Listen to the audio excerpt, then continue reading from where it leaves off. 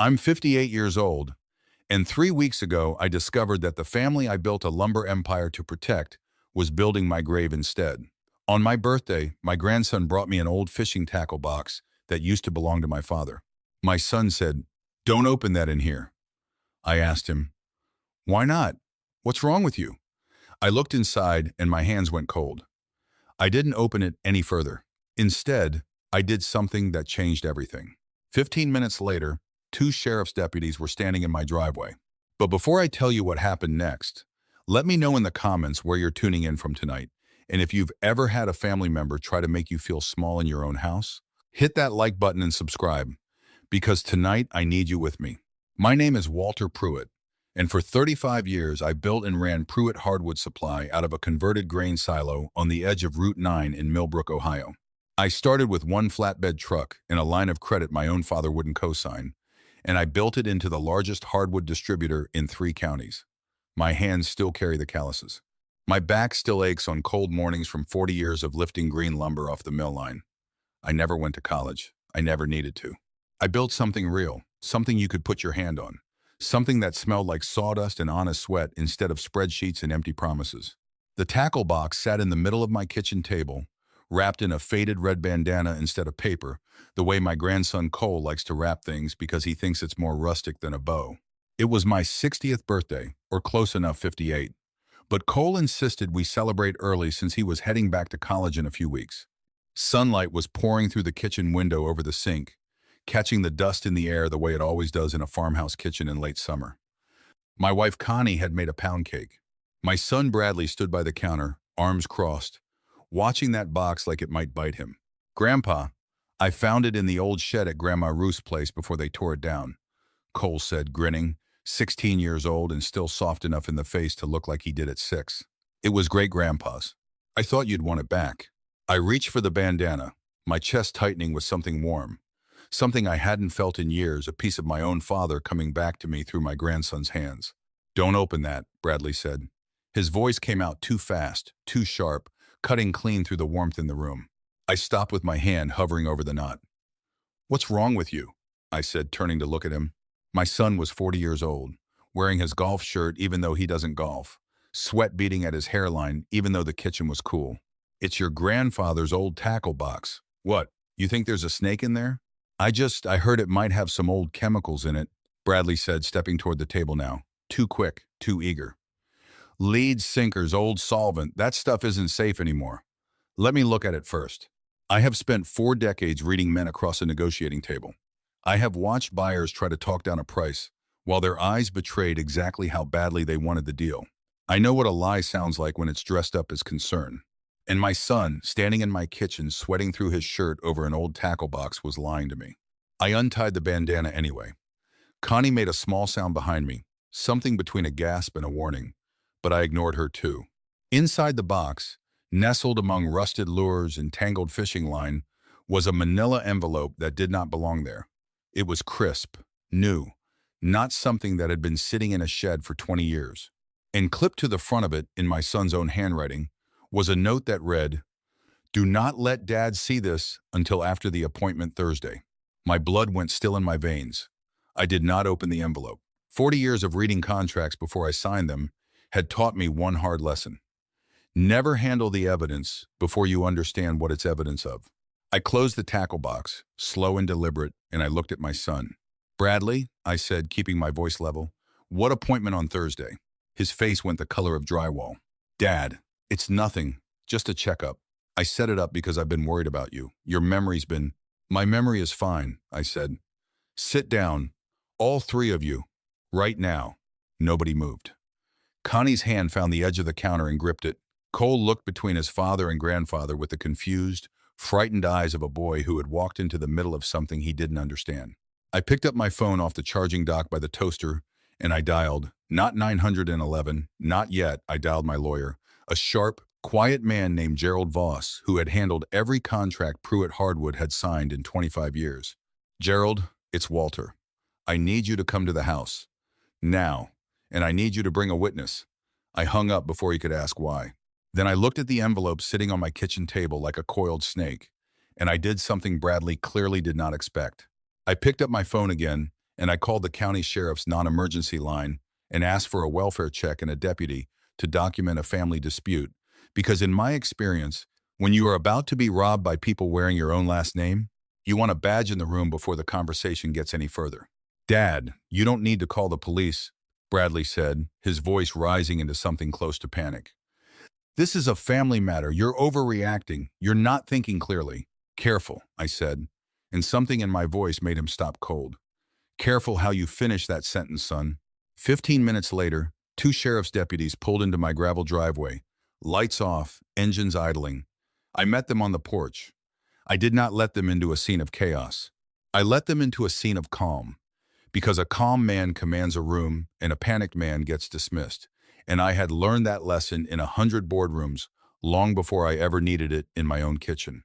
The younger deputy, a woman named Officer Ruiz, walked in first, and her eyes went straight to the tackle box and the envelope sitting beside it. "Sir, you said there was a document you wanted documented as evidence in a family dispute?" "That's right," I said. I did not touch the envelope. I gestured to it. "My son left it in a box, gift wrapped for my birthday, with a note attached that says, 'I'm not supposed to see it until after some appointment Thursday. I'd like it opened in front of a witness, officer, because I have a strong feeling my son has been planning something behind my back, and I want it on record exactly what that something is.'" Bradley's face had gone from drywall white to something closer to gray. "Dad, please, just wait until Gerald gets here. Let's not do this in front of—" "You brought the police into this the second you decided to hide something in my own house," I said. "Now we finish it in front of them."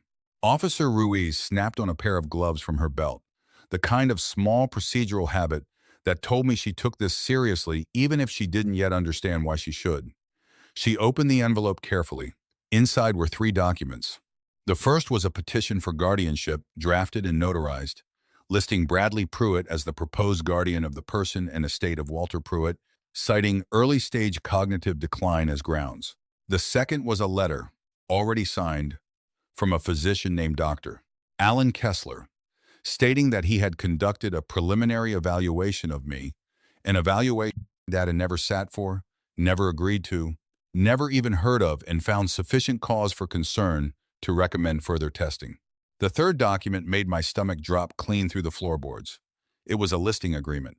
A real estate listing agreement for Pruitt Hardwood Supply's 14 acres of riverfront property on Route 9, the land the mill sits on, the land that has been in my family since 1961, already signed by a real estate agent, with a blank line waiting for my signature, or, failing that, my legal guardian's signature. I stood in my own kitchen, and I looked at the son I had raised, the boy I had taught to drive a forklift before he could drive a car, the boy I had put through business school so he'd have something I never had, and I understood in that moment that he had been building a case to have me declared incompetent so he could sell the land out from under me before I even knew the sale was happening. "It's not what it looks like," Bradley said, and even as the words left his mouth, I watched him realize how hollow they sounded in a kitchen full of evidence that said otherwise. "Then tell me what it looks like," I said quietly. "Tell me why there's a signed doctor's letter for an exam I never took. Tell me why there's a listing agreement for land that isn't yours to sell." He didn't answer. Connie had gone very still by the counter, and something about her stillness, not shock, not surprise, just a tight, controlled quiet, snagged at the back of my mind like a splinter I couldn't quite see. Officer Ruiz photographed the documents, bagged the letter and the guardianship petition as items of interest in an ongoing dispute, and told me, in the careful language officers use when they know a situation is bigger than a domestic call, that this looked like it might cross over into elder financial exploitation, and that I should absolutely consult an attorney before signing anything, ever, regarding the property. Gerald arrived 20 minutes later, took one look at the documents laid out on my table, and told me, flat, professional, no comfort in his voice at all, that if this guardianship petition had gone unchallenged, my son could have had legal control over every decision in my life, medical and financial, within 30 days. The deputies left with copies of everything. Cole had gone quiet in the corner of the kitchen, his birthday present forgotten on the table, looking at his father like he'd never seen him before. Bradley left without another word, got in his truck, and drove off down the gravel road too fast, gravel spitting up behind his tires. Connie stayed. She made a show of being shaken, of pouring me a glass of water with hands that trembled just a little too theatrically, of saying, "I can't believe he'd do this to you," in a voice pitched just a little too smooth for a woman who claimed to be blindsided. I drank the water. I thanked her. And that night, I lay awake beside her in the dark, staring at the ceiling fan turning slow circles above our bed, and I let my breathing go deep and even, the way you breathe when you're asleep, though I hadn't slept a wink. Around 1 in the morning, Connie slipped out from under the covers. I know every board in that farmhouse that creaks and every one that doesn't, same as any man who's lived in a house for 30 years. I waited until I heard her bare feet pad down the hallway. Then I rose and followed at a distance, staying to the edges of the floor where the wood doesn't complain. I found her in the mudroom off the kitchen, phone pressed to her ear, voice low and urgent in a way I had never once heard from my wife of 32 years. "He wasn't supposed to open it, Bradley. I told you to keep it in your truck until after Thursday," she was hissing. "Now he's got the sheriff involved and Gerald Voss crawling all over everything. We have maybe a week before this whole thing falls apart." I stood in the shadow of the hallway and listened to my wife of 32 years discuss, in careful, clinical detail, a plan to have me declared incompetent, strip me of authority over the business and the land, and sell 14 acres of riverfront property to a development company for $11 million more than triple. What the land was zoned for as a lumberyard, because a developer wanted to put luxury condominiums along the river and had been trying to buy me out for 2 years while I kept saying no. "Kessler already signed off," Connie continued, pacing the small mudroom in her nightgown, twisting the phone cord around her finger the way she does when she's nervous. "We just need the guardianship finalized before he figures out the land is worth $11 million instead of the 2 he thinks it's worth. Once Bradley has power of attorney, he can sign the sale himself, and your father never has to know his own son sold his life's work out from under him for a cut of $11 million. Bradley, his own father. My son had told his mother, my wife, exactly what he thought of me, a man to be managed, moved past, sold off like an old asset that had stopped producing. I backed away into the dark hallway before Connie could turn and see me standing there. I walked back to our bedroom, lay down in the same bed I had shared with her for 3 decades, and I stared at the ceiling until the gray light of dawn crept through the curtains, and somewhere in those long, silent hours, the grief I felt curdled into something colder and far more useful. Resolve. The next morning I did something I had not done since my knees started giving me trouble 10 years ago. I got up, showered, dressed in my old work Carhartts instead of the soft clothes Connie had been buying me lately. "For comfort," she'd said, and I drove myself out to the mill before either of them was awake. I sat in my office, the same metal desk I'd bought secondhand in 1989, and I called the one man in Millbrook I trusted more than my own family. My longtime foreman and closest friend, a 61-year-old man named Otis Renfro, who had worked the mill floor with me since we were both young and broke and hungry. Otis had a nephew who worked in forensic accounting down in Columbus, and Otis himself had a memory like a steel trap and 35 years of loyalty that no envelope full of forged documents could buy. "Walter, you look like a man who hasn't slept," Otis said when he found me in the office, coffee in hand, sawdust already on his boots. "I haven't," I said. "Otis, I need you to do something for me, and I need you to keep it quiet as the grave." I told him everything. The tackle box, the guardianship papers, the doctor's letter for an exam I never sat, the listing agreement for land worth $11 million that my own son and wife were trying to sell out from under me for a fraction of its value, using a fake diagnosis to strip away my right to say no. Otis didn't flinch, didn't gasp, didn't waste my time telling me he was sorry. He set his coffee down on my desk, hard enough that a little sloshed over the rim, and he said, "People don't forge a doctor's signature and try to steal 14 acres from a man they claim to love unless they're desperate for something bigger than greed, Walter. Desperate people don't play it smart, they play it fast and sloppy, and this was sloppy. Something's chasing your boy. I'd bet my pension on it." That single sentence rearranged everything I thought I understood. I had assumed this was simple greed, my son wanting the payday early, instead of waiting for me to die a natural death. But Otis was right. It was too fast, too reckless. A man doesn't forge a medical letter and risk federal fraud charges for a windfall he could just wait for. He does it because something else is bearing down on him with a deadline attached. "Find out what?" I said. "Otis's nephew, A quiet, meticulous young man named Daniel spent the next 3 days pulling every thread of Bradley's financial life apart, and what he found made my hands shake for the first time since this whole nightmare began. My son was not simply greedy. My son was drowning. 2 years earlier, Bradley had quietly co-signed a business loan for a friend's construction startup, a loan that had gone bad when the friend disappeared to Florida with what remained of the capital. Bradley had been on the hook for the balance ever since, nearly $2 million. And rather than come to his own father and admit he'd made a catastrophic mistake, he had spent 2 years borrowing against everything he owned to make the payments, his house, his truck, a second mortgage Connie didn't even know about until the debt had metastasized into something he could no longer outrun. The lender, a private equity firm with a reputation Daniel described as not the kind you want collecting on you personally, had given Bradley until the end of the month before they moved to seize every asset in his name and possibly to refer the matter for criminal fraud, given some of the paperwork Bradley had falsified to secure the original loan. $11 million from the sale of my land wasn't greed. It was survival. My son had been drowning in silence for 2 years, too proud or too ashamed to tell his own father the truth. And instead of walking into my office and asking for help the way he'd been raised to, he had chosen to forge documents and try to have his own father declared mentally incompetent so he could sell my life's work out from under me without ever having to admit he'd failed. I sat with that knowledge for a long time. There is a particular kind of grief that comes from understanding your child's crime and their pain in the very same breath, and I will not pretend it didn't nearly break something in me. But grief is a luxury a man can't afford when the guardianship hearing is still on the calendar and his family is still counting down the days until they can legally take everything he's built.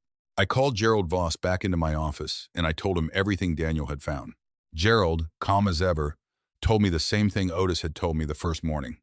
A defensive fight in that courtroom would take months, would freeze the mill's assets during litigation, and would leave Bradley and Connie plenty of time to keep manufacturing evidence of my decline while lawyers argued procedure. "You can't just build a wall around yourself, Walter," Gerald said, echoing something I didn't yet know I needed to hear. "You have to go on the offensive. Strike first, and strike hard enough that there's nothing left for them to stand on by the time this reaches a judge." So that's what I did. I did not confront Bradley. I did not confront Connie. Instead, for 4 days, I played the part they had already written for me. I let my shoulders slump at dinner. I repeated a question I'd already asked 20 minutes earlier.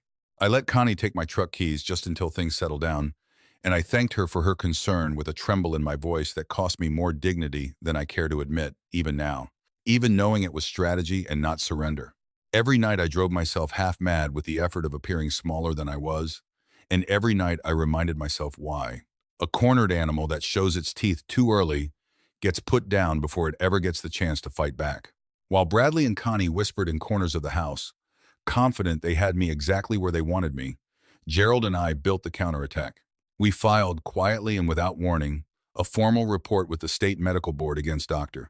Kessler for issuing a fraudulent evaluation on a patient he had never examined, a filing that, once processed, would not only strip Kessler's ability to testify to my condition, but would open him up to losing his license entirely, which meant he had every incentive to cooperate rather than perjure himself further to protect Bradley. We contacted the private equity firm holding Bradley's debt directly, not to bail him out, but to establish on the record that Bradley Pruitt had no legal authority to broker the sale of any property belonging to Walter Pruitt, cutting the legs out from under whatever deal he'd been quietly negotiating with the condo developers behind my back. And we filed our own emergency petition, not asking the court to protect me from my son, but asking the court to formally recognize that I was of sound mind, competent, and fully in control of my own affairs.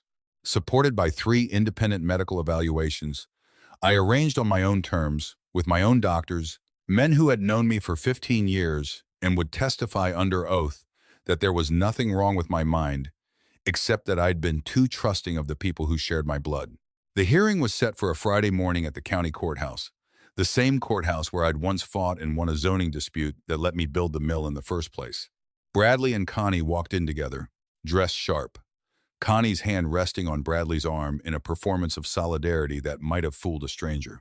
It did not fool the judge. a sharp-eyed woman named Judge Alvarez, who had clearly read every page of the filing Gerald submitted the night before, including Daniel's forensic accounting report laying out, dollar by dollar, exactly how much money Bradley owed and exactly how desperately he needed my land sold before month's end.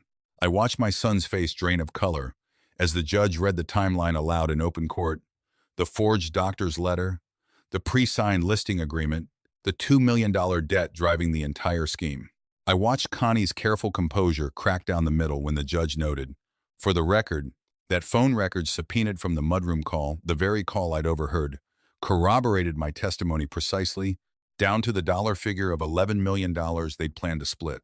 Judge Alvarez did not merely dismiss the guardianship petition. She referred the matter to the county prosecutor's office for review of criminal fraud charges against both my son and my wife, given the falsified medical documentation and the attempted unauthorized sale of real property. Dr.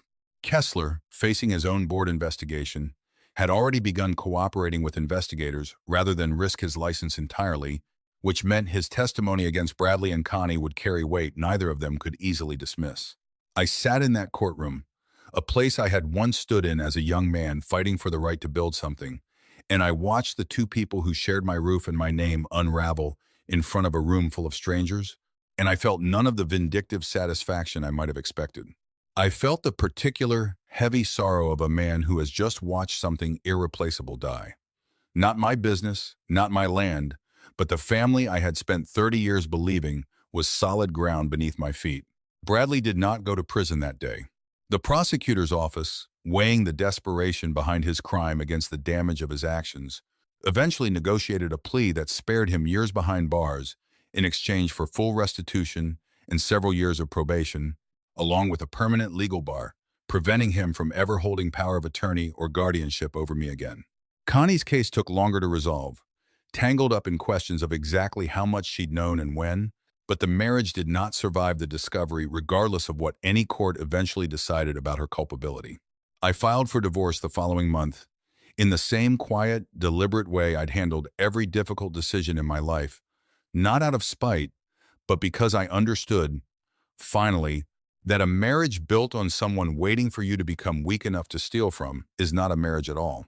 It is a countdown. Cole, my grandson, was the one piece of that week I could not have survived without.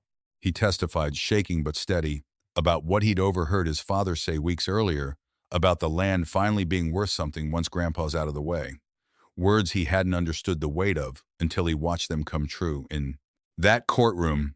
After the hearing, he came to live with me at the farmhouse for what was supposed to be a few weeks, and turned into the rest of that summer, 16 years old, and doing his best to make sense of a father who had chosen desperation over honesty and a grandfather who had chosen truth over comfort. The mill kept running. I signed no papers, sold no land, surrendered no authority. $11 million is still sitting out there, untouched, tied up in an offer from developers I have no intention of ever accepting, because some ground simply isn't for sale, no matter what it's worth on paper. I still get up at 5 most mornings, still walk the mill floor with Otis, still run my hand along stacks of fresh-cut hardwood the way I have for 35 years, feeling the grain, checking for warping, doing the only kind of work that has never once lied to me.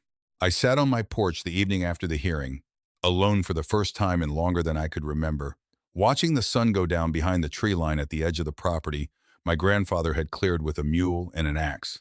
I searched myself for triumph and found instead a quiet, aching kind of peace, not the peace of a man who won, but the peace of a man who finally stopped bending himself smaller to keep other people comfortable with his strength. I had spent 35 years building a life sturdy enough that my family would never have to struggle. And somewhere in all that providing, I had built the very entitlement that nearly cost me everything. Love without boundaries doesn't protect people. It just teaches them that your generosity has no floor. And eventually somebody tests to see how far down that floor really goes. Cole came out onto the porch and sat beside me without a word, the way his great-grandfather used to sit with me on this same porch when I was his age. We didn't talk for a long while. We just watched the light fade over the river that almost became somebody else's condominiums, and I understood, finally, that the family worth protecting isn't the one that shares your blood. It's the one that shares your truth, even when the truth is the hardest thing either of you has ever had to carry. If this story meant something to you tonight, Tell me in the comments below. And if you've ever had to draw a hard line with someone who shared your last name, hit subscribe because there are more nights like this one still to come.